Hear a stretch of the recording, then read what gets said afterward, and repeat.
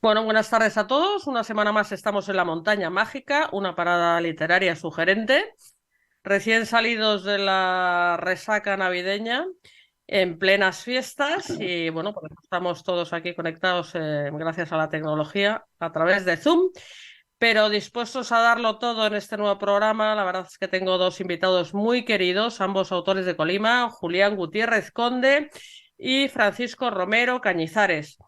Bueno, hoy vamos a hablar del tema del nuevo libro de Julián. Ya me pierdo la cuenta, Julián, ahora me actualizas de cuántos llevamos juntos. Seis, siete, ya me he perdido. Secretos de la cuarta edad. Y esto de secretos ya veréis que es muy sugerente, pero a mí el tema del que me apetece hablar hoy, por el que se me ha ocurrido invitar también a Paco, que ya veréis que sabe mucho de este tema, es esto de la cuarta edad, que es, a nosotros también nos va a llegar, no es algo de ajeno, y qué está pasando, y hay muchas reflexiones, en fin, sugerentes, sugeridas en el libro de Julián y que se nos pueden ocurrir en esta, como siempre, charla entre amigos. Pero bueno, antes de empezar esta conversación, como otras veces, voy a dar paso a la directora de comunicación de Editorial Colima, Rocío Aguilar, que nos va a presentar muy bien a nuestros invitados. Adelante, Rocío. Pues muchas gracias, Marta. Sí, tú ya has hecho un pequeño adelanto, pero bueno, voy a presentaros a nuestros dos invitados. Vamos a empezar pues con Julián, que es un poco uno de el principal, por así decirlo, porque es su libro del que vamos a hablar hoy. Julián tiene una larga experiencia en puestos de alta dirección, como mediador de conflictos, asesor de equipos, en situaciones complejas y también de alta tensión. Y también colabora con numerosos proyectos y publicaciones en las que busca siempre el modo de activar el liderazgo de las personas. Julián es un escritor que ha tocado muchos temas, comenzó con libros sobre negociación, liderazgo, de los que un ejemplo muy claro es Ser directivo, que fue el primer libro hace ya bastante tiempo, y hace bastantes libros ya, con Colima. Pero en ficción es donde él ahora ya se encuentra más cómodo porque, como él dice, es lo que tiene relación con la aventura de la vida. Y como bien decía Marta hace un momentito, hoy nos trae recién publicadito Secretos de la cuarta edad. En esta novela nos presenta a Mazul, una escritora de avanzada edad con una vida muy peculiar, con mucha actividad, que sufre un accidente y entonces en ese momento se ve obligada a vivir una residencia en la que, pues bueno, volverán recuerdos que ya tiene un poco escondido dentro de su memoria, conocerá personajes que también tienen muchas cosas que decir y muchas cosas que esconder. Y bueno, este libro, Secretos de la cuarta edad, nos acerca a una situación en la que muchas personas mayores pueden encontrarse, porque en muchas ocasiones pierden su autonomía, dejan a veces de tomar muchas de sus decisiones y casi en una palabra pues pueden perder el control de su propia vida. Y luego, bueno, pues la otra persona que tenemos aquí, nuestro otro protagonista es Francisco Romero Cañizares. Hasta la fecha, su carrera profesional ha estado vinculada al ámbito de la dirección y gestión de proyectos de desarrollo e implantación de soluciones, tanto en el sector industrial como en servicios. Ha trabajado en áreas de alto desarrollo tecnológico, desde dirección de equipos y proyectos, y tiene una gran experiencia en la gestión de servicios relacionados con el sector de Facilities Management y el sector sociosanitario. Y además de este perfil profesional tan marcado, Paco es un aventurero, es un explorador, es alpinista, y muchas de estas aventuras pues también las ha plasmado en los libros que ha escrito. En 2020 publicó La cima inalcanzable, un libro muy personal en el que narra una experiencia vivida en los Andes, que esto bueno, luego os lo contaremos un poco más en profundidad. Y este mismo año, a principios, publicó El sabor de las almendras amargas, que también es novela. Bueno, os dejo con nuestros protagonistas de hoy. Bienvenidos a la Montaña Mágica. Pues muchas gracias, Rocío. Estoy segura de que la lectura de unas breves reseñas de ambos os ha, bueno, pues ha hecho reflexionar acerca de mucho territorio en común. Por lo tanto, de aquí tiene que salir una charla muy interesante, muy prometedora. Pero antes, como siempre, para entrar un poquito en ambiente, Pedro nos va a pinchar, en este caso, el book trailer del nuevo libro de Julián, de Secretos de la Cuarta Edad. Adelante, Pedro, cuando quieras.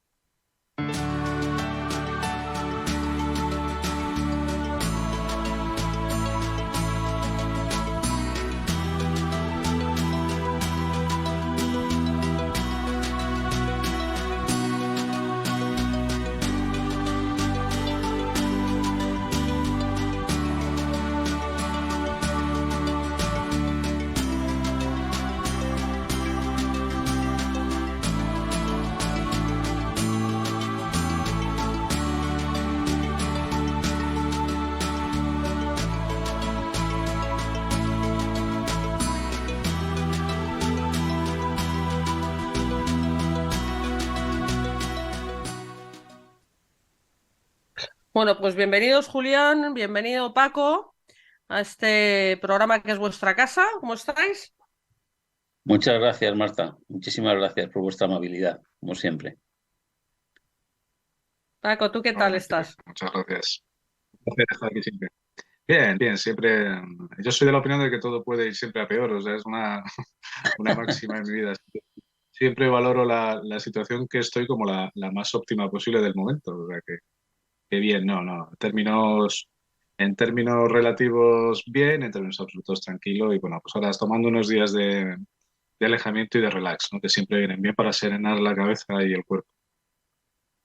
Bueno, me gusta esa prudencia que os caracteriza a ambos y habéis visto que hay muchas otras características. Ambos sois personas de empresa, o sea, profesionales del mundo de la empresa, pero además tenéis ese gen aventurero, porque eso ya está diagnosticado, ¿no? Biológicamente diagnosticado. Y además sois escritores consumados, escritores de novelas, de buenas historias, pero todavía esto tiene un añadido, que es el que a mí nos ha hecho encontrarnos seguramente, que son los valores. Los dos tenéis la virtud de poner encima de la mesa pues, temas muy interesantes que invitan a la reflexión. Y en este caso, como anunciábamos, pues hay un tema entre los varios libros que tengo a la cola de producción de Julián, porque es muy prolífico y no para de escribir. Es que está jubilado, ¿sabes, Paco? No como tú. Como tiene tiempo, pues hace lo que le gusta como debe ser. Aprovecho de. Es mi nueva profesión, oye, desde hace poco Sí, tiempo. Y yo cuando me dedico a algo, me dedico. sí, sí, sí. Me Pues pones de el los foco. 3 o 4 libros que tengo, Quedan No, como no, digo cinco, que pones. cinco en una pendientes. comida, eh, 5, pues fíjate, 5 pendientes. Y no todos los títulos son autoexplicativos, Paco. Entonces, en una comida le dije, mira, dime en 2 líneas de qué va cada libro y así empiezo por el que me apetezca a mí o por el que yo considero ahora. Entonces, de todo lo que, porque es verdad que los dos, y ahora, bueno, voy a hablar de Julián, pero siempre proponéis cosas muy interesantes, Julián. Pero es verdad que me llamó la atención, lo vi oportuno o me había tocado la fibra sensible todo lo que había pasado en estos recientes y terroríficos acontecimientos que hemos padecido. Pero hablar de la tercera, que ya le da otra vuelta de tuerca a Julián, de la cuarta edad, porque es verdad que afortunadamente pues el número de años que podemos vivir es mayor, hay esa cuarta edad. eh, Me pareció un tema, ¿sabes? Me apetecía hacer un libro de esto. Entonces, esto es lo que me gustaría que versara nuestra conversación, pero siempre sin ataduras y cada uno que, ¿sabes? Lo amplíe o lo constriña todo lo que le apetezca. Pero bueno, por lanzar ahí algo para empezar a hablar, os diría, ¿cómo veis? Bueno, vamos a hablar primero de lo que es la cuarta edad, como definición. ¿Qué es la cuarta edad, Julián? Porque hablamos de la cuarta, no de la tercera, a ver qué le parece a Paco esta definición. Empecemos por el principio, antes de adelantar acontecimientos. A ver, para mí la cuarta edad, que se lo bauticé hace unos años, es un momento indefinido de la vida que no está vinculado a una edad concreta ni a una situación, digamos, exacta y predeterminada. Es el momento en el cual una persona comienza a ser dependiente. Es decir, pierde ciertas capacidades que le impiden tener, digamos, una libertad absoluta y depende de alguna forma, física, mentalmente, en fin, de diferentes formas, con diferente intensidad de terceras personas. De personas que se encuentran muy bien. Pero bueno, pues tienes que introducir en tu vida, imagínate, pues una persona que está contigo en tu casa, en tu hogar, y que, bueno, quieras que no, te sirve de ayuda, pero también, bueno, empieza a comerte una parte de tu territorio en el sentido de que hasta ahora has sido libre, te has movido libremente, tienes tus horarios, en fin, tus días de comida y comodidad, y a partir de ese momento, pues se te empieza a hacer cenar. Cuanto más si llegas a una residencia, a una dependencia de mayor intensidad, en la cual pues tienes que someterte a disciplinas, a horarios, tal. Y bueno, y toda esta temática de cómo se siente alguien en esa situación, es lo que yo trato de reflejar, aparte de que luego tenga una parte también de misterio, como sabes, dentro de esta novela, ¿no? Una persona, una señora que está en plena capacidad, tiene un accidente inesperado en la calle y se encuentra que de repente pues tiene una dependencia. Veía con su cabeza magníficamente bien, ¿eh? Entonces hace sus reflexiones, pero empieza a verse cercenada y ella es muy rebelde y entonces, claro, exige mantener su territorio. Es decir, porque lo que dice en un momento, ¿no? Oye, que yo estoy aquí por vieja, no por tonta. y es verdad, es una situación que tenemos yo creo que todavía muy confusa y estamos muy lejanos a poder resolver un problema que existe ahí y que para mí es muy importante. Mira, he invitado a Paco porque Paco tiene muchas virtudes, pero para esta conversación tiene una cualidad que él conoce la realidad de esto, ¿verdad, Paco? Sí, sí, así es, ¿no? Es decir, yo profesionalmente llevo ya bastantes años dedicados al mundo de bueno, lo que se llama sector sociosanitario, pero más concretamente dentro de ese sector, lo que es el cuidado de personas con limitación de la autonomía personal, la dependencia y demás. Personas Mm. mayores y no siempre mayores, ¿no? Es decir, personas que, como dice Julián, un buen día les puede la vida golpear de mala manera y, bueno, pues perder su autonomía y verse constreñidos a un espacio y a un lugar y a un entorno social que no era el que estaba habituado, ¿no? La verdad es que es un tema complejo, muy complejo. A mí me parece que el hecho de que Julián haya escrito esa novela me la voy a leer sin duda, porque me parece muy valiente. Me parece muy valiente, te lo digo en serio. Mira, yo he tenido una experiencia personal en casa. Yo sé lo que es la dependencia, porque además, por desgracia, la vida nos golpeó familiarmente y tuvimos a una persona muy querida en esa situación durante muchos años, ¿no? Y yo hubo un momento en mi vida en que dije, oye, voy a escribir un libro de esto, ¿no? De qué pasa por la cabeza de mi madre, ¿no? De cómo le ha afectado a ella este proceso. Y no fui capaz.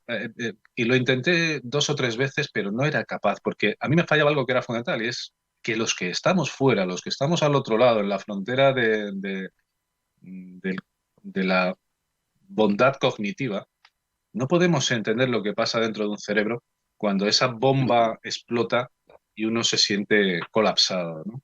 Es muy difícil. Al final solo interactuamos con las personas a través de las emociones que ellos nos manifiestan, pero que no son más que puras reacciones de su estado en ese momento, ¿no? Saber lo que de verdad está pasando por la cabeza de una persona que ha perdido de repente esa autonomía, esa capacidad para relacionarse con el mundo de una forma directa, habitual, es algo muy complejo, ¿no? Es algo muy complejo. Y entonces hubo un momento en que dije, mira, esto lo dejo porque es que no sé, no sé cómo contarlo, ¿no?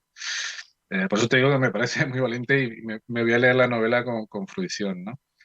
Sí, ya estos últimos, pues llevo como 20, 22 años en este mundillo y bueno, tengo mi propia visión de él, tengo la visión de muchas cosas. Yo si queréis a lo largo de la charla pues lo vamos sacando, ¿no? Y os voy contando un poco también cómo lo veo yo pero sí que hay una verdad que es innegable, innegable. Es que socialmente nos enfrentamos al mayor reto colectivo de la humanidad.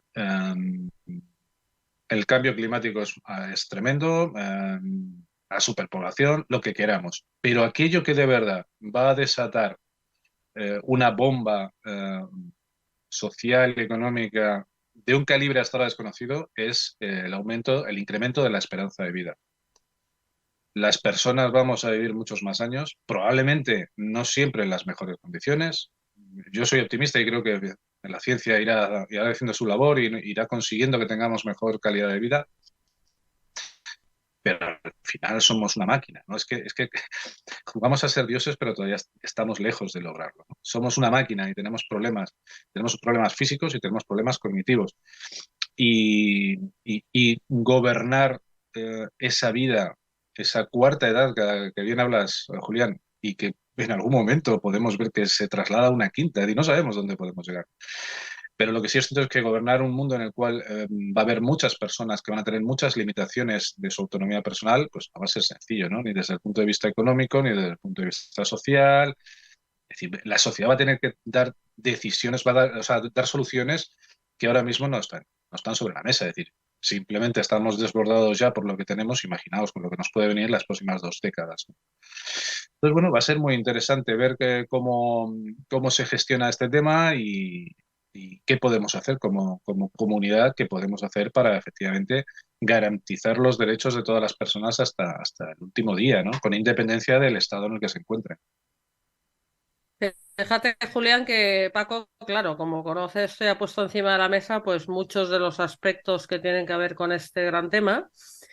Tú has empezado con un aspecto que desarrollas en tu novela que me resulta muy interesante, que es el aspecto psicológico, porque te has puesto, como os ponéis los escritores, en este caso los novelistas, en la piel de tu protagonista, que como bien anunciaba Rocío, es una protagonista con personalidad, tiene varios nombres, en una vida que se va desvelando en la novela, no es una novela plana y, ni triste. Hay mucho misterio en la novela y sorpresas, ¿no? Interesantes, claro. Pero este punto psicológico, esta reflexión de la que estáis hablando los dos, Julián, de darte cuenta de que eres tú, porque la protagonista, claro, como es tremenda, varias veces en la novela dices que esto pensaba que no me iba a pasar a mí. Nunca pensé que yo me iba a encontrar esta situación. Todos lo vemos como que es un problema de otros, de otras generaciones, pero como también dices, inteligentemente, Julián, esto se va acercando, o sea, y bueno, y menos mal, ¿no? Porque el que no se acerca ya sabemos por qué es, porque es que ni siquiera llega, ¿no? Eso es peor. Pero claro, esto es algo por lo que todos, si Dios quiere, pues si llegamos a esa edad o a esa situación, unos antes que otros, pues nos lo vamos a encontrar y por lo tanto no es un tema de otros, ¿no, Julián?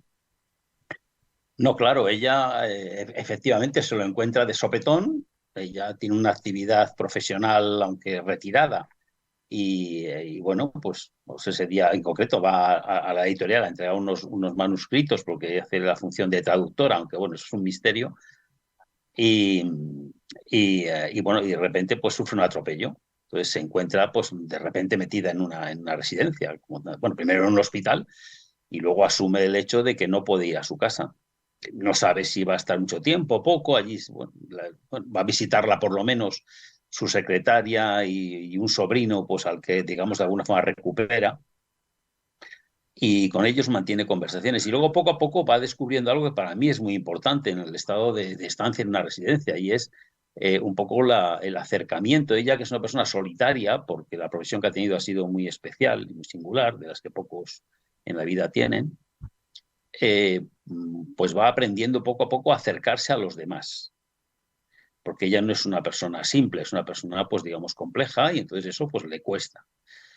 Y ese acercamiento para ella es una superación y va empezando a admirar y a descubrir cosas muy interesantes que existen en sus compañeros, en esos compañeros que tiene allí, pues que el uno, pues, bueno, pues digo, se mantiene de alguna forma su cabeza bastante bien, otro con limitaciones terribles, una tercera pues que está allí cabizbaja, caída, que se le cae la baba y que la pobre mujer no puede prácticamente moverse, y empiezan ciertos choques que imagino tú, claro, profesionalmente, claro, yo comprendo cuando dices, es que quise escribir un libro y no me atreví, es que si yo profesionalmente me hubiera dedicado a eso, probablemente tampoco me atrevería, porque es muchísimo más complejo de lo que yo probablemente imagino, ¿no?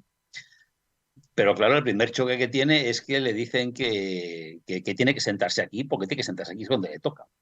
Y ella dice pues que ese día le apetece sentarse en otro sitio, porque está conversando con otro señor. Y entonces, claro, ahí viene una lucha que yo la tengo odio, porque lo he vivido en grandes corporaciones y siempre la he odiado mucho como gestor, y es el tema de los protocolos. Porque el protocolo es una excusa para que alguien cumpla su misión simplemente diciendo he aplicado el protocolo, y como ha aplicado el protocolo, pues el protocolo está cumplido. A mí nadie puede decir nada. Claro, y está lo que dice el usted, yo no soy un protocolo, yo estoy aquí, yo además pago, y claro, yo si me quiero sentar mañana a hablar con este señor aquí al lado, pues me quiero sentar. Entonces no me venga usted con la historia de que es que usted tiene que repartir las bandejas en orden porque le tocó el número sitio y toca estar sentado aquí. Y eso causa un revuelo en la residencia, por ejemplo, y hay otros más que se incorporan con ella. Entonces todo el mundo quiere a partir de ese día sentarse en otro sitio y se le monta un cierto pitote. Y ahí, bueno, hay una lucha entre quien de alguna forma dirige la residencia con una apertura mental más abierta y quien simplemente pues, dice que esto tiene que ser disciplina, porque si no esto es ingobernable y aquí hay que hacerlo así, pues hay que hacerlo así y punto. Y bueno, luego ahí se plantea también un debate de alguna forma de gestión que puede ser interesante y que a ti te sonará mucho más que a mí, ¿no? pero que, quiero decir, que tiene sus puntos cómicos de alguna forma en un momento, porque como te digo, es una mujer de mucho carácter y aparecen situaciones curiosas, ¿eh? Hasta dos que se conocen y que en un momento deciden casarse. Y entonces dice que deciden casarse. Y allí le dicen, oiga, ya, porque tenemos la autorización de los hijos. Le dicen, ¿qué hijos? Somos nosotros. O sea, a mí que venga usted con mis hijos, lo voy a decidir yo. O sea, a mí no me cuente usted problemas y queremos una habitación doble desde mañana. Supongo que esto a un gestor sociosanitario como eres tú, pues es un Cristo que se te plantea que dice, santo Dios bendito la que me ha caído aquí, ¿no? Pero se puede plantear, no sé si mucho o poco, pero bueno. No, no, de hecho se plantea, ¿eh? Yo esa situación, esa situación sí que la he vivido en algunos centros míos. Es decir, bueno, he vivido muchísimas, ¿no? Claro, claro. Estrictamente, bueno, estás un poco más arriba, pues te llegan menos, ¿no? Pero luego a mí me gusta mucho charlar, interactuar con los directores, con los equipos médicos de los centros y claro, te vas enterando de muchas cosas, ¿no? Y pues mira, eh, una plantada en uno de los centros porque querían en Navidad comer migas y no les dejaban, no les dejábamos.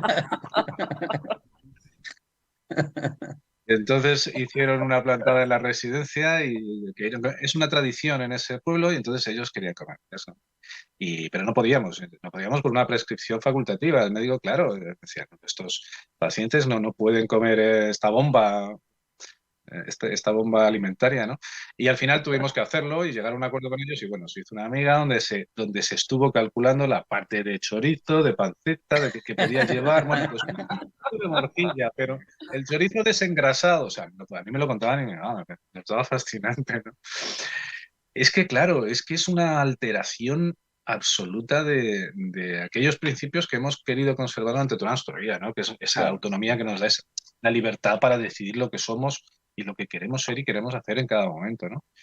Los hijos a veces intervienen muchísimo, es decir, no entienden que una persona sigue siendo una persona con 30 años, con 50, con 90, con 110. Es decir, y que mientras tenga sus facultades cognitivas asentadas, él es el dueño de su vida. Los hijos tienen una tendencia, bueno, tienen dos tendencias. Una es generalmente al abandono, a desentenderse por completo de ellos.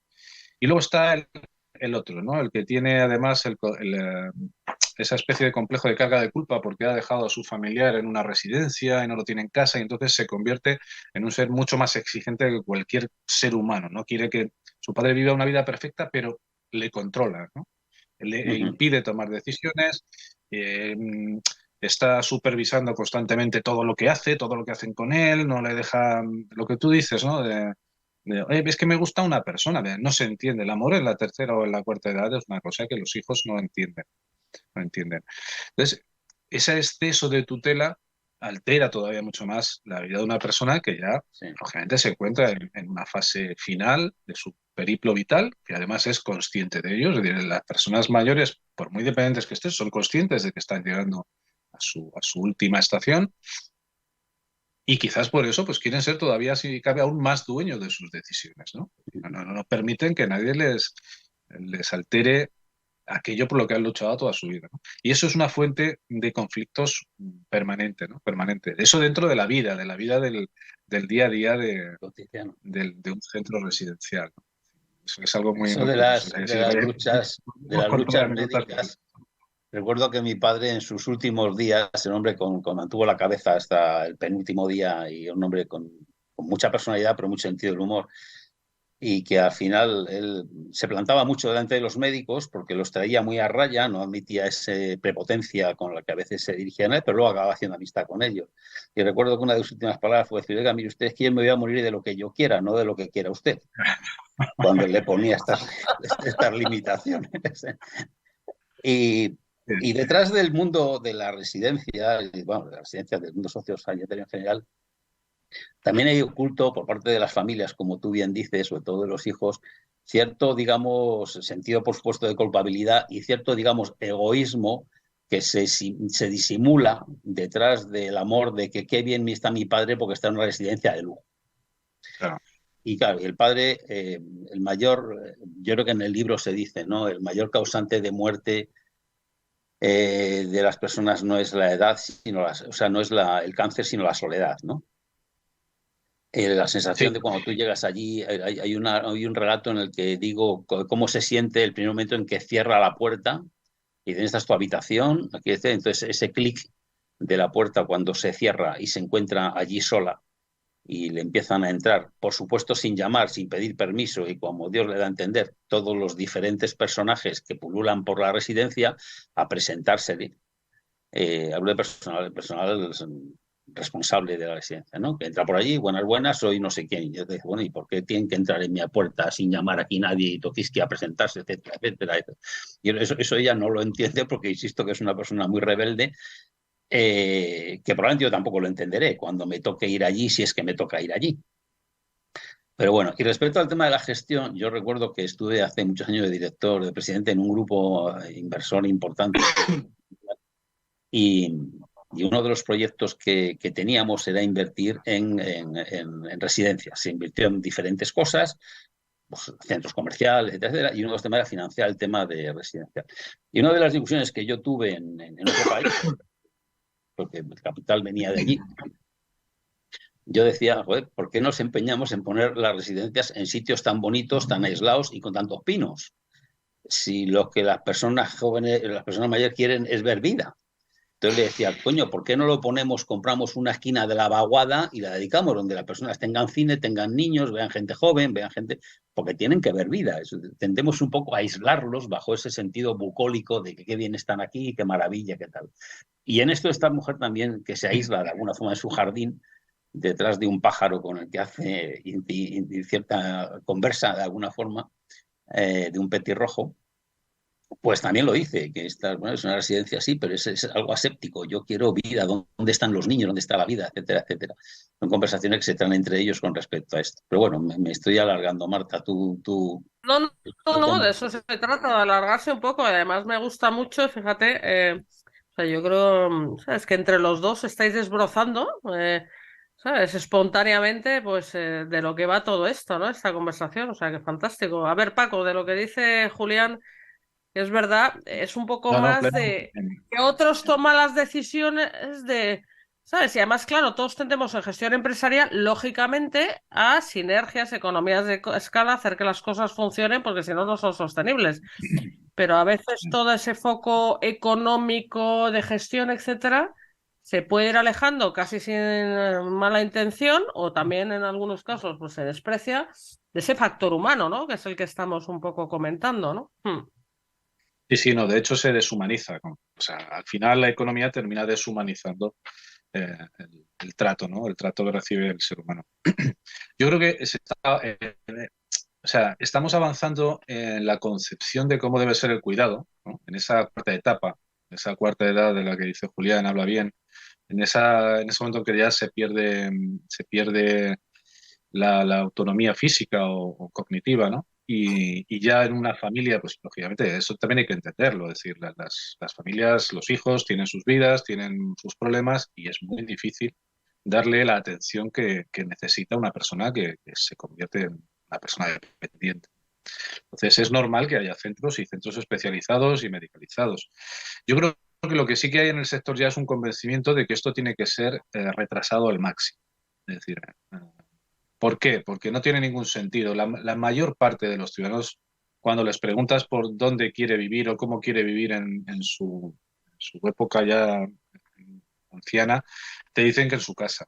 Es decir, el 95% quieren vivir en su casa, rodeado de los suyos o solos. Fíjate, dicen o solos, pero en mi casa. En tu casa tienes todo, tienes tus recuerdos, tienes la conexión con lo que has sido. Entonces, cuando sacamos a una persona de ese entorno en el que están todas sus referencias, le estamos arrancando una parte de él, lo estamos sacando de su mundo. Es como si toda esa parte dejara de existir, ya no viviera en él. Es un trauma muy importante, un impacto muy grande, ¿no? Entonces, mm, como la sociedad nos gusta generalmente hacer del defecto virtud, ¿vale? Pues ahora yo creo que hay en todos los ámbitos una idea bastante clara de que efectivamente tenemos que cumplir esos deseos del ser humano y tratar de llevar el cuidado al hogar. Entonces, sí que es verdad que se está apostando bastante por esos servicios de proximidad. La tecnología también está facilitando que se pueda mejorar la atención en el hogar. Y bueno, pues creo que eso es un paliativo. Evidentemente no soluciona el problema, pero bueno, yo creo que por lo menos mantiene a la persona en su entorno, lo mantiene conectado con su historia vital, con su pasado, y bueno, pues retrasa también la institucionalización. La institucionalización yo creo que provoca unos daños, como dice Julián, muy altos porque efectivamente tú no entiendes muchas cosas por las que te tienen que hacer pasar a determinada edad de tu vida y no entiendes esa intromisión en tu espacio físico, ni en tus apetencias, ni en las cosas que comes, no entiendes por qué hay gente que no conoces que tiene que determinar cómo tienes que comportarte. O sea, es una invasión muy traumática, ¿no? Y bueno, la idea que hay en el sector y a nivel un poco político es no tenemos recursos tampoco para llenar de residencias todo el país porque es muy caro. Es decir, aquí hay que hablar con claridad. Es decir, el coste de una plaza es muy cara, es muy costosa. Y la administración estatal o autonómica no puede, ni puede en España, ni puede en Suiza, ni puede en ningún sitio. Es decir, tendríamos que convertirnos en sociedades hiper ricas para poder soportar esto de lo que estamos hablando, es decir, esta expansión de la esperanza de vida y por tanto poder dar soporte institucional a todos los ciudadanos. Y entonces no nos queda más remedio que entrar en los domicilios, ¿no? Y que hacer caso a lo que nos dicen las personas. Oiga, yo quiero estar en mi casa. Entonces, ¿quiere usted cuidarme? Mándeme un profesional. ¿Quiere usted saber si me pasa algo? Póngame un chismito, un botoncito, un sensor, un algoritmo de inteligencia artificial que sepa si me está pasando algo o no. Es decir, haga usted cosas. Hay un montón de tecnología, pues tráigame la casa y póngamelo y ayúdeme con personas y con profesionales, ¿no? Y yo creo que ese es el camino, es decir, un poco la solución, por lo menos en este tránsito hasta ver cómo queda la sociedad, tiene que ir por ahí. Porque efectivamente la soledad ya decía Martin Seligman, ¿no? Este gran psicólogo padre de todo el ámbito de la psicología positiva, ¿no? Es decir, el sistema nervioso sufre tremendamente y es causante de un montón de patologías y de agravaciones. Y el mayor causante en la tercera edad de esa alteración del sistema nervioso es la soledad, precisamente. Influye tremendamente en el estado de ánimo de las personas y cuando nos sentimos mal, somatizamos y, lógicamente, en un cuerpo ya con mucha caña encima, pues aquello acaba como acaba, ¿no? Por lo tanto, institucionalizar es un acelerador de problemas, de dolores y de situaciones desagradables, tanto para la persona como para el entorno familiar que lo sufre. Eso es obvio. Esa es mi Es que visión. además hay un tema, creo yo, y es que es el que se toca también de soslayo en el libro, es un poco, y es el tema del temor a la muerte. Yo creo que a la muerte le tiene más miedo la familia o los profesionales que estamos en el entorno o las personas que, que quien se ve cerca de ella. O sea, Sí. es que hay un momento en que hay personas, yo recuerdo estar en un hospital, yo he trabajado mucho con hospitales, asesorándoles en temas de gestión de conflictos, situaciones de estas con profesionales. Recuerdo estar en un hospital en que había unas dos señoras en concreto que tenían 102, 104 años y decían, es que yo es que, ¿viste? Que no quiero estar yendo y viniendo. O sea, es que yo cada 8 días me tienen aquí, estoy aquí 15 días, me cogen, me llevan a casa, me vuelvo, al cabo de una semana vengo aquí, me recuperan, me vuelven otra vez. Si es que, ¿viste? Que no me da la gana. Eh, y bueno, y ahí se plantea una decisión compleja y muy difícil. En el libro acaba con una carta misteriosa que yo, que soy el escritor, recibo y que recibe una carta que no sé quién la dice, que le habla de varias cosas, pero que le dice al final, hazme caso, hay que morir cuando sepas que has consumido tu última sonrisa. Y la última sonrisa, quien sabe que la ha consumido, eres tú. Y a mí esa decisión, y hablo por mí porque yo me he puesto en ese papel, ¿quién hay con derecho? ¿Quién hay con ningún derecho, incluidos mis hijos, etcétera, etcétera, a decidir cuándo yo considero que mi última sonrisa ha llegado y tengo derecho a desaparecer? A donde sea. Ya no planteo el tema. Yo creo que ese empeño que tenemos, yo lo discuto de alguna forma indirectamente en el libro, ese empeño por el mantenimiento de la longevidad. Y lo discuto mucho con grandes amigos médicos que tengo, porque como te digo, he trabajado mucho en el sector este.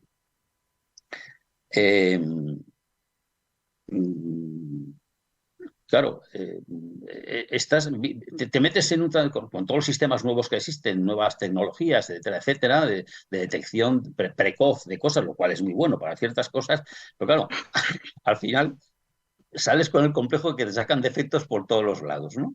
Y todo el mundo está empeñado en que te mantengas y te mantengas y te mantengas y te mantengas en vida. Yo tengo amigos, recientemente he tenido 2 amigos de mi edad, gente relativamente joven bueno, que desgraciadamente han fallecido y que me decían, Julián, que no quiero, o sea, que yo sé dónde he llegado, que esto ha llegado y que ya está. Entonces me voy a tirar aquí una serie de meses con un fin absolutamente, bueno, prácticamente predeterminado, salvo que surja un milagro que no se hacen, y que es que no me apetece, es que no quiero.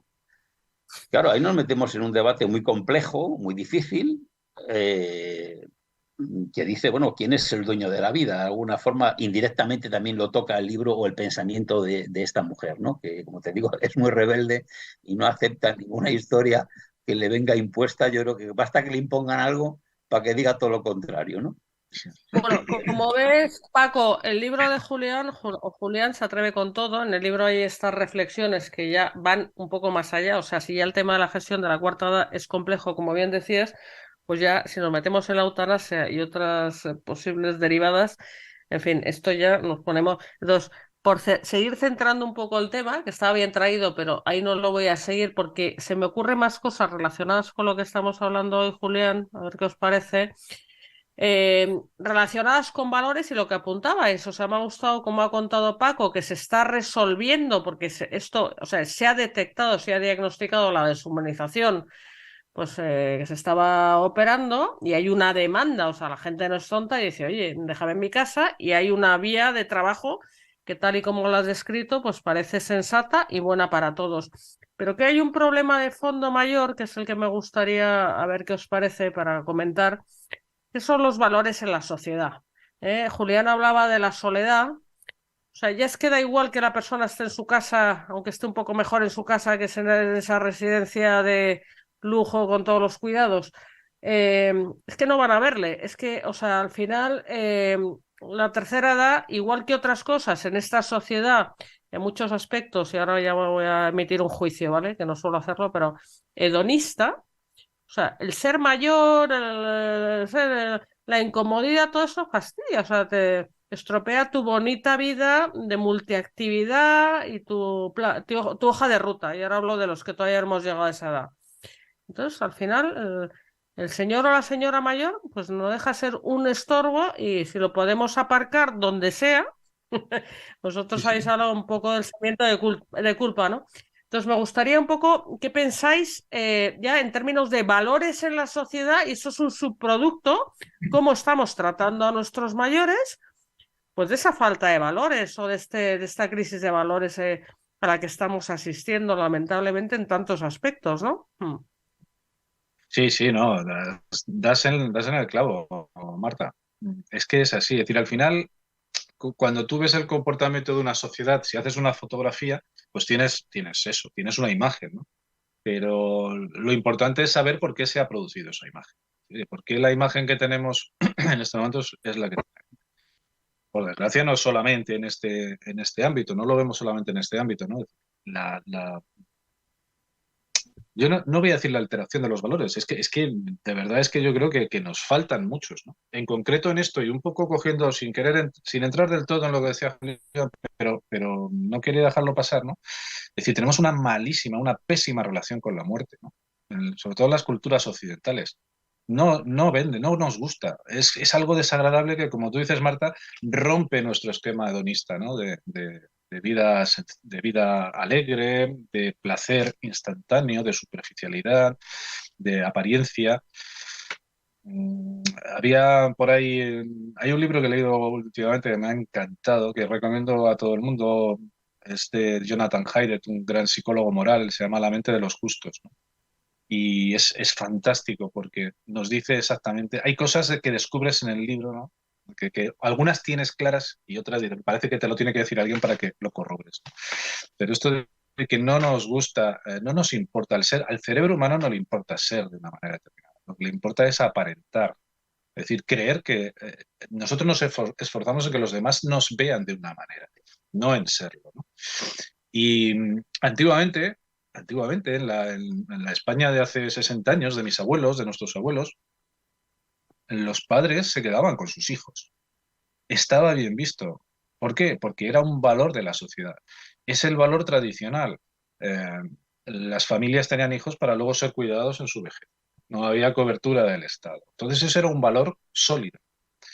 A medida que se produce el progreso y que la sociedad se llena de elementos de consumo y de una vida más cómoda y de mayor disfrute inmediato, efectivamente, como dice Marta, el mayor se convierte en un estorbo. Es decir, es que yo me quería hacer mat, pero es que ¿dónde dejo a mi padre?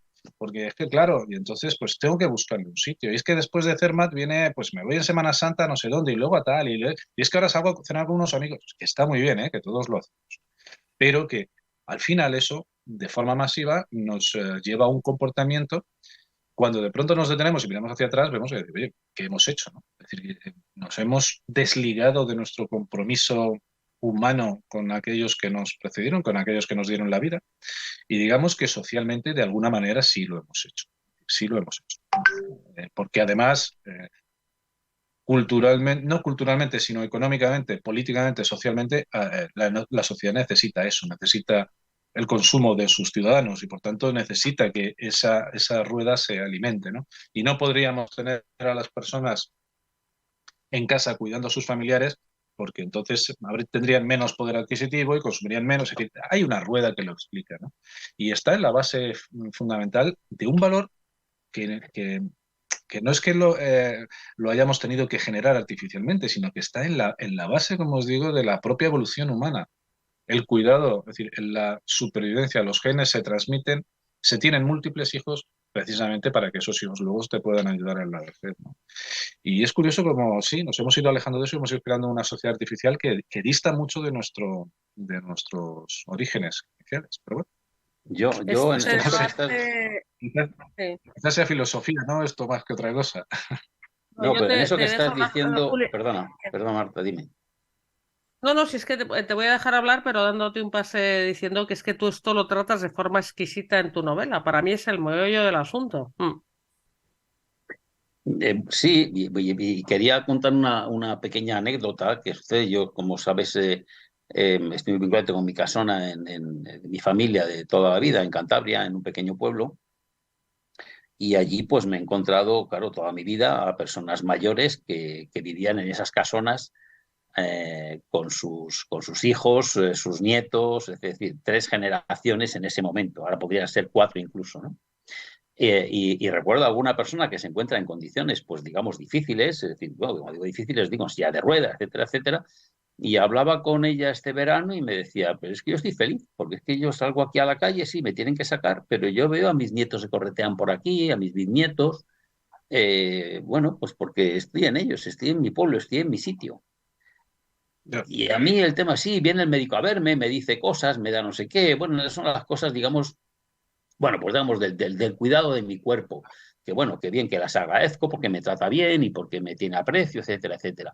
Pero yo a mí lo que me da vida y lo que me da cierto interés por la vida todavía es exclusivamente el trato con personas cercanas, que son desde mis vecinos de toda la vida, mis compañeros de colegio, que alguno está peor que yo y otro está mejor que yo, hasta mi entorno familiar, que es el que tengo en mi entorno. Muy humilde, muy modesto, en el que, bueno, no hay lujos, no hay historias, y para subirle y bajarle los 18 o 15 escalones que te puedes imaginar por la casona de piedra, pues hay que subirla así a puro tirón, porque allí no hay ascensor que se ponga por ningún lado, ni se puede, y además estaría prohibido, porque atentaría contra el patrimonio histórico de una casona, que esto es más importante, por supuesto, que el bienestar de un anciano en un momento dado. Pues claro, a buenas horas hemos llegado con la defensa, sobre todo, de los valores regionalistas importantes de protección del patrimonio, ¿no?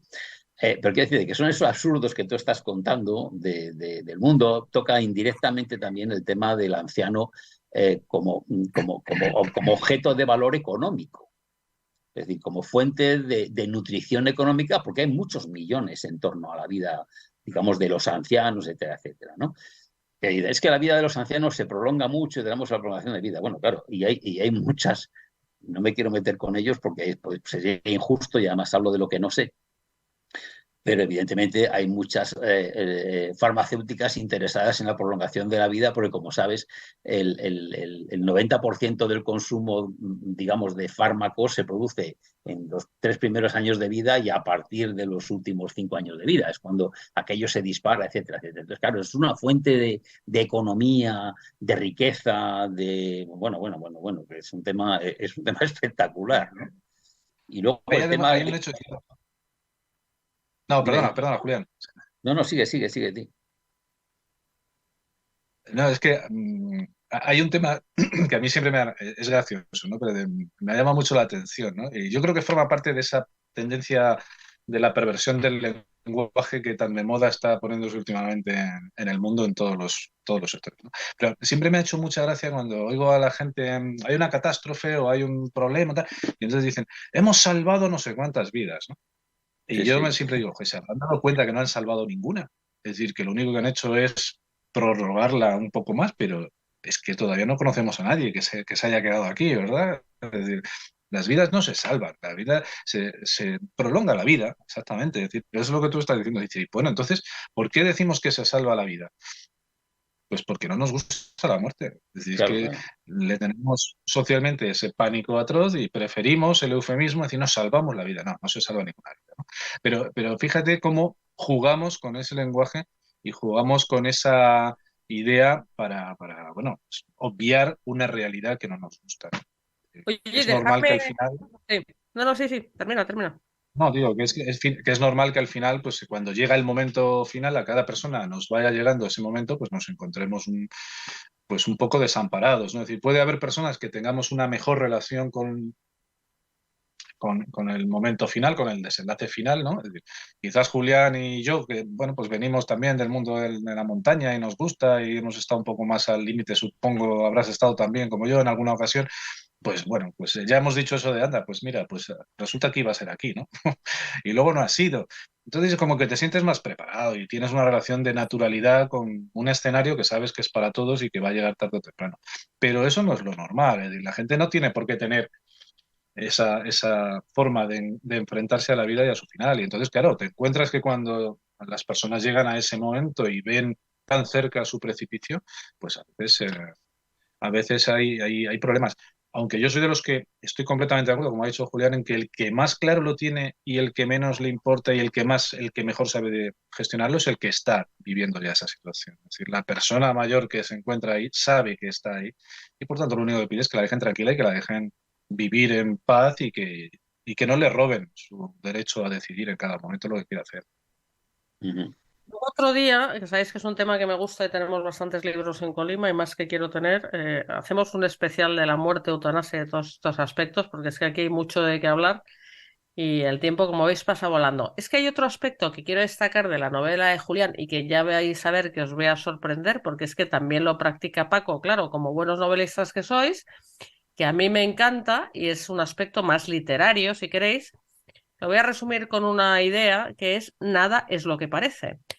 Os decía al principio, claro, esto sería una historia plana si simplemente Julián se limita a poner esta personaje de nombre checo, o sea, empieza ya con unos líos de nombres con un montón de acentos circunflejos hasta que deduces que puede ser checo y esas cosas.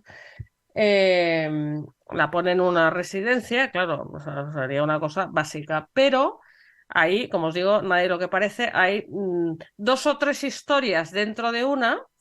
Igual que Paco se va a leer, Julián, tu novela, desde el principio ya suele pasar, que os hacéis fan unos de otros, que es lo que me gusta a mí de estos programas también.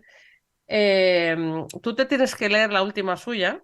Él tiene 2 publicadas conmigo, magníficas, La cumbre inalcanzable, pero la última que va sobre la verdad y la mentira, a la que ha hecho referencia Rocío, El sabor de las almendras amargas, es una historia increíble de que nada es lo que parece.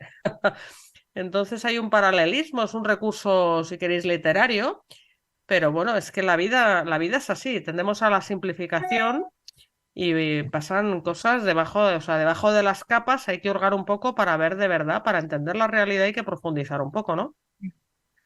Lo leeré con todo el gusto porque me interesa mucho lo que me has dicho y porque además la conversación con Paco está siendo tan interesantísima que espero que compartamos, no sé si mesa, mantel, sofá o qué historias para tener una larga conversación en Sí, torno También a pasa, esto, ¿eh? En estos porque programas. va a ser muy tenemos, interesante, tenemos, por supuesto. tenemos que agendarnos ahí un día y charlar sin limitaciones horarias. Claro, Sí. claro. Yo Sí, en creo que esto la vida, agradecí a la historia, aparte de esa historia que dices, y lo de los nombres checos tiene una lógica. Es que yo tuve una experiencia en la vida de esas que me han pasado a mí, como sabes, mi vida también ha sido bastante aventurera, pero fue la de conocer a una persona con la que sigo teniendo una gran amistad, una persona joven en ese momento, que se tuvo que enfrentar a cruzar el muro de Berlín en aquellos momentos que cruzárselo jugarse la vida, es decir, salir del mundo comunista para pasar a Occidente. Y lo hizo con su novio entonces, luego marido. Entonces me relató todo el escape y toda su preocupación por la gente que quedaba allí, por su padre, su hermana, sus hermanos y su madre quedaban allí y que eran sometidos a presión hasta tal extremo que, bueno, al novio con el que ella se escapó, que luego fue su marido, fue condenado a muerte en fuga, como fuga, porque no volvió, y ella fue condenada a 10 años ¿no? Y esta gente, entonces, bueno, aprovecho un poco la historia de la novela. Eso forma parte de la vida de esta escritora que va recordando y descubre piezas que ella no conocía y que no se imagina, y de repente va encajándolas y le aparecen el por qué se produjo todo aquello, etcétera, etcétera. ¿No? Es decir, que de una historia real, y agradezco mucho a la familia Knaikovac, con la que sigo teniendo relación y que les aprecio de hace muchos años, pues de alguna manera esa inspiración que me vino así de repente para situar esto en este mundo tan singular y tan extraño para nosotros, ¿no? El no poder moverte de tu sitio para poder irte a otro sitio es una cosa que a nosotros nos parece inexplicable, aunque cada día nos lo parece menos. Pero bueno, pero es otra canción, pero es un tema interesantísimo también, ¿no? Y sí, yo es que yo tengo un dicho, ¿no? Y yo siempre digo que realmente yo no, o sea, la vida es la que escribe, ¿no? Nosotros le podemos poner cuatro alardes, cuatro flores y hacerlo bonito y hacerlo digerible para que la gente pase un buen rato leyendo, pero es que ya- a mí siempre es la vida la que me sorprende, ¿no? Nosotros Sí, nos toca ponerle la decoración, ¿no? Yo me acuerdo cuando le envié este libro a Marta, me acuerdo, siempre me acuerdo de una frase que me dijo, joder, Paco, yo es que ya no te veo igual como antes, ¿no? Le dije, no seas así que yo sigo siendo el mismo, pero claro, uno no Es una es historia impermeable a todo lo buenísima, que pasa. pero truculenta, truculenta, sí. Uno no es impermeable a todo lo que pasa por su piel, ¿no? Y si has vivido mucho y has viajado y has conocido mucha gente, pues también has conocido gente de toda índole y condición, ¿no? Y bueno, pues oye, para eso estamos luego, pues gente como yo y como Julián, pues para ponerle un poquito de salsa luego, imaginación, porque esto sí, hay que ser un poco fantasioso, ¿verdad? Si no, si no, no haríamos gran cosa de lo que hemos conocido y bueno, pues hacerlo legible, ¿no? Pero de verdad que yo hay cosas que a veces veo en la realidad que me sorprende y digo, "Ah, esto es un novelón, o sea, esto sí lo haces bien, sí, esto es sí, un novelón bueno, que la gente no dudaría en que es pura ficción, ¿no? Y no, está ahí fuera, está ahí afuera.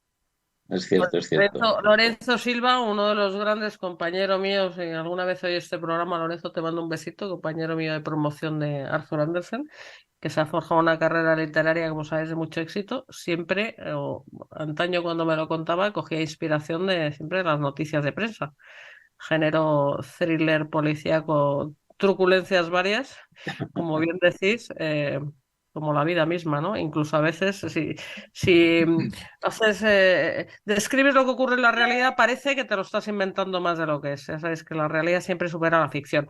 Bueno, tenemos a Rocío ahí ya entrado, porque como os anuncié, hay una sección de librería. A ver qué nos trae hoy Rocío. Adelante.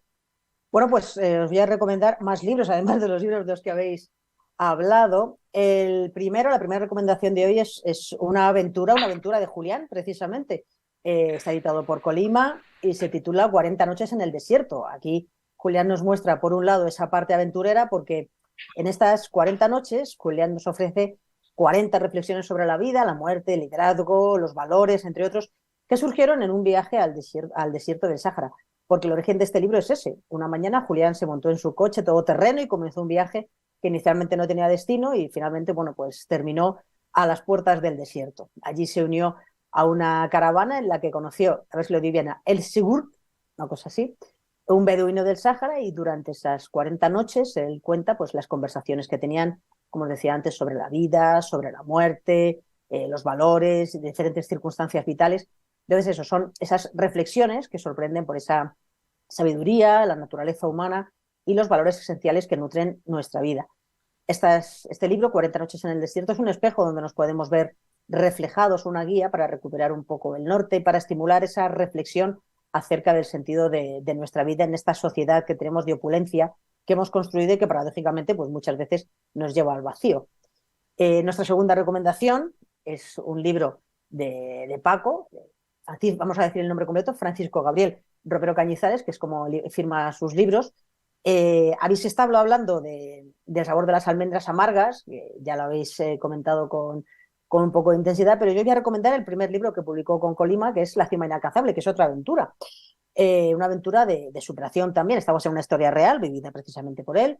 Nos vamos al altiplano andino, allí pues va a vivir un episodio increíble en el que además de luchar contra los elementos, pues también lucha consigo mismo. Eso también tendremos para otro programa más adelante. Entonces, bueno, en este libro, La cima inalcanzable, tenemos una trama rebosante de intriga, incertidumbre, que acontece bajo la presencia de los nevados Andes. Así que en este entorno extremo, la región andina en Bolivia, que recrea estos paisajes, personajes y aventuras que nos van a mantener en vilo durante todo el relato, ¿no? Y bueno, la tercera recomendación de esta semana, retrocedemos un poco porque vamos también al tema principal que ha sido hoy el programa, y es una novela también publicada por Colima que se titula El vínculo que nos une, que está escrita por Hugo Ejido, que nos invita a reflexionar sobre el tipo de sociedad que vivimos y sus valores, porque Hugo destaca el amor y los sentimientos como camino a una vida más plena, aunque también enfatiza en ese camino la soledad del individuo. En este libro, El vínculo que nos une, nos presenta a Paula Blanco, una exitosa ejecutiva de altas finanzas que ve interrumpida su vida muy planificada por el diagnóstico de Alzheimer de su padre, Luis Blanco, que es un retirado director de cine y tiene una personalidad pues llena de luces y sombras. En ese instante, pues Paula tendrá que reordenar su vida por completo, tanto profesional como personalmente, y enfrentarse a todos estos desafíos. Hugo Ejido, con El vínculo que nos une, es una novela de descubrimiento personal que nos permite, por un lado, acercarnos al mundo de quienes hoy deciden el rumbo de los mercados y toda esta parte más económica, pero también nos acerca a la problemática del Alzheimer y al mayor drama que sufren las personas que padecen esta enfermedad, que es la pérdida de su identidad y también, como comentábamos antes, de su independencia. Todos estos libros están disponibles en Librería Colima. Nuestra web es www.libreriacolima.com y también nos podéis visitar en nuestra librería en Madrid, en la calle Covarrubias 28. Bueno, Rocío, lo haces tan bien que si no fuera porque esos libros ya me los he leído, me los cumpliría todos y me los leería después de oírte. Bueno, nos queda un minuto, pues efectivamente para despedirnos, si queréis. A ver, empezamos por Paco y termina Julián, si os parece bien. Paco. Nada, yo solamente quiero agradeceros porque me he encontrado muy a gusto. Es un lujazo poder estar siempre con gente como tú, Marta, y como Julián. Y nada, yo le cojo el testigo. Tenemos que vernos y prolongar esto fuera de pantalla y charlar, porque estoy convencido que tenemos muchísimas cosas de las que hablar y muy interesantes. Desearos nada, lo mejor para estas fechas, que tengáis una fantástica entrada y salida de año y optimismo. Ya sabéis, hay que ser condenadamente optimistas y los tiempos no lo exigen. Y en tanto en cuanto nos llegan esas edades ya de la vejez ya absoluta, vamos a disfrutar de lo que tenemos y a pensar que vamos a ser capaces de ir hacia arriba y de ser mejores cada día. Gracias, Paco. A ver, Julián, cierra tú en menos de un minuto. Pues nada, yo lo que quiero es desear a todos unos días muy confortables en familia, que a pesar de que a veces discutimos y todas las molestias que se nos ocasionan, etcétera, etcétera, es lo más sagrado, lo más bonito que tenemos cerca. lo que valoras realmente cuando se te aleja y lo pierdes. Y esto realmente es lo que vale la pena, lo más entrañable, hacer entrañable la vida. Y además, hay personas, siempre lo digo, que no somos mejores porque no nos damos cuenta del impacto que podemos causar positivamente en los demás. Y eso creo que es así. Y luego quiero darte muchas gracias a ti, Marta, y a todo el equipo tuyo por hacer una editorial tan cercana, tan afectiva y con tanto trabajo y con la que se trabaja tan a gusto. Muchísimas gracias a todos. Y a ti, Paco, pues esa conversación está pendiente, por supuesto. Bueno, pues gracias a los dos, que se nos ha ido ya el tiempo, pero nada, sois grandes los dos. Gracias, Pedro, y gracias, Rocío, gracias a todos. Y hasta el año que viene, que es la semana que viene.